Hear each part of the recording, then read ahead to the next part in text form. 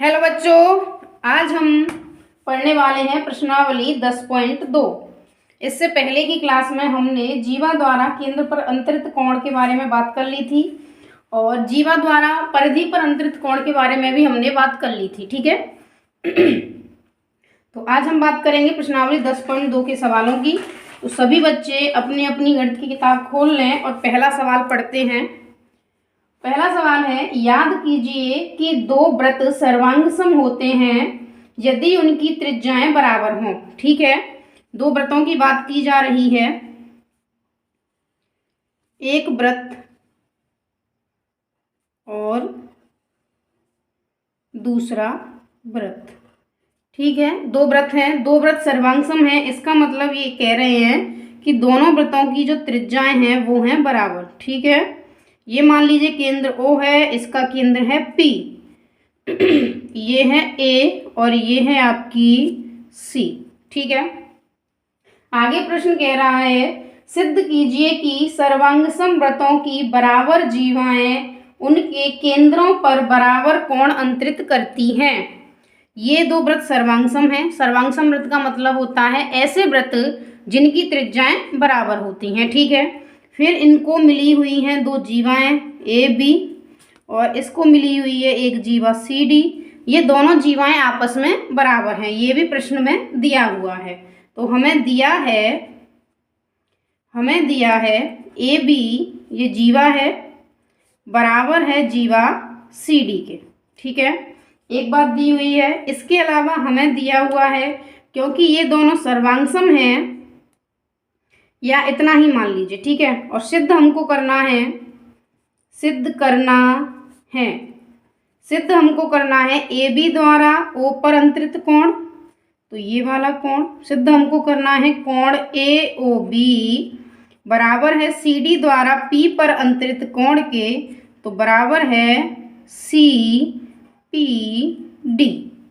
ठीक है, हमें सिद्ध क्या करना है, हमें दिया हुआ है जीवा ए बी बराबर है जीवा सी डी के, और सिद्ध करना है कोण ए ओ बी बराबर है कोण सी पी डी के। ठीक है, ये हमको सिद्ध करना है। अब हम करेंगे उपपत्ति। उपपत्ति क्या है? उपपत्ति में सबसे पहले तो दो त्रिभुज ले लेते हैं हम, त्रिभुज ए ओ बी तथा त्रिभुज सी ओ डी में, सॉरी सी पी डी में।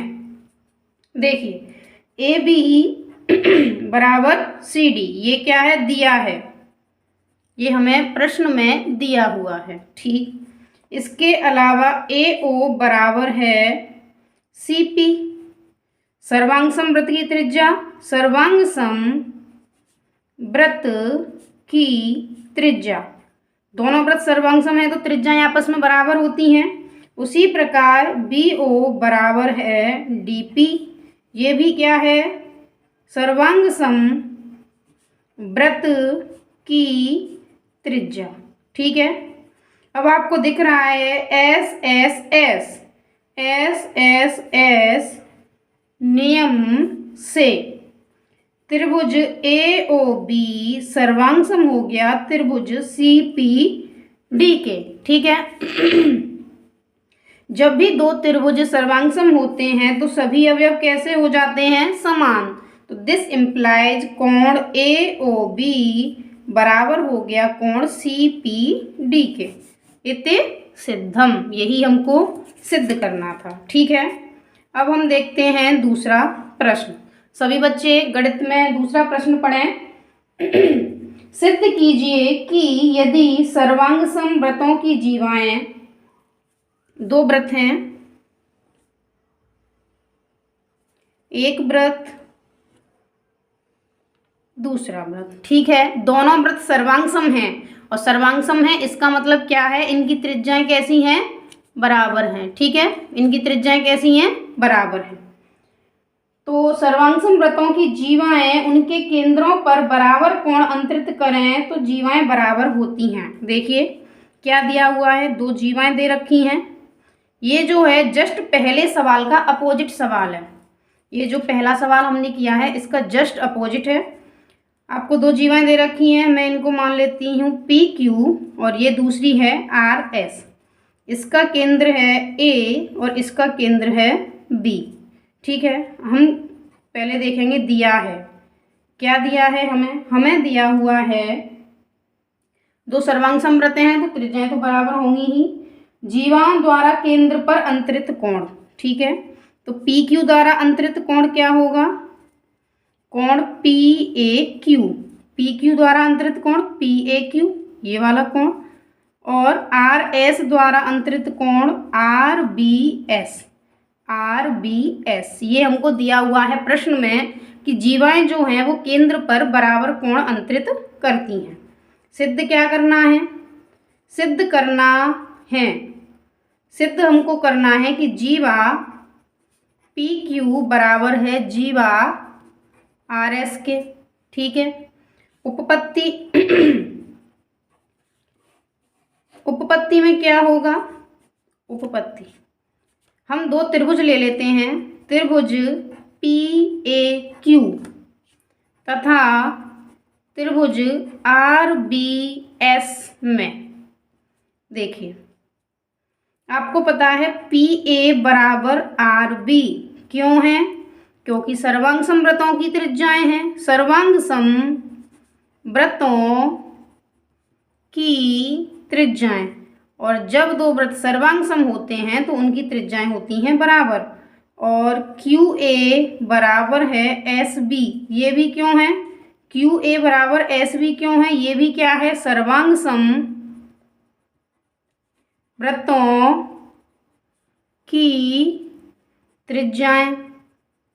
ठीक है, अब आपको एक चीज और दे रखी है, एक जो प्रश्न में दी हुई है शर्त वो है पी ए क्यू बराबर है आर बी एस के।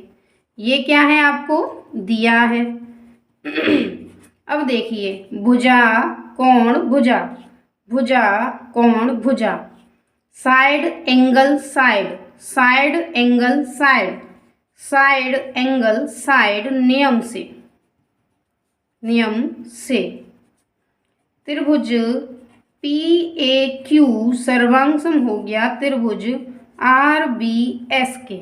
ठीक है, पी ए क्यू सर्वांग सम हो गया आर बी एस के। जब भी दो त्रिभुज आपस में सर्वांग सम होते हैं तो उनकी त्रिज्याएं उनके सभी अवयव भी आपस में बराबर हो जाते हैं। तो ऐसी स्थिति में पी क्यू बराबर हो जाएगा आर एस के।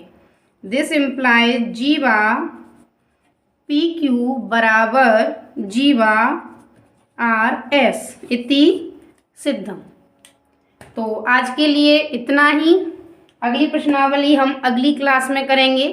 तब तक के लिए धन्यवाद।